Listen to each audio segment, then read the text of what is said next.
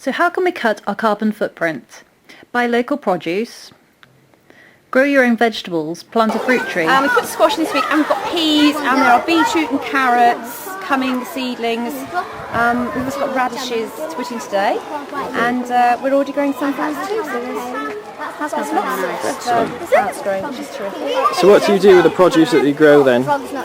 Well, at the moment, this is my first time in the garden this term, so hopefully the children will get to sample quite a lot of it. Certainly eating things like the raspberries and the leaves. It might be quite nice to make some soup or do something else with them, so the children get to taste actually what they're growing, because it will taste a lot different to perhaps what is being bought at home. And hopefully the excess fruit, apples and such like we can sell in our tuck shops. We're looking at the diversity of wildlife in there as well, so we're looking at pomastators, types of plants we've got growing, any other insects, and then after we've done that we're going to be looking at the trees. We're going to put a cloth down, we're going to give the trees a bit of a shake and see if anything comes off, and then we're going to use some books and identification sheets to see what we find.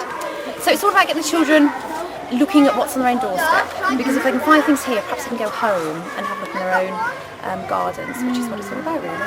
Build a better connection with nature. Absolutely. Whatever they're learning here in school, that to take home and pass it on, really, and vice versa. We've had all sorts of things brought into class before now, so it wouldn't surprise me if a spider or something appeared at some point. Can you just tell me, do you enjoy being an eco-monitor? Yeah. Brilliant.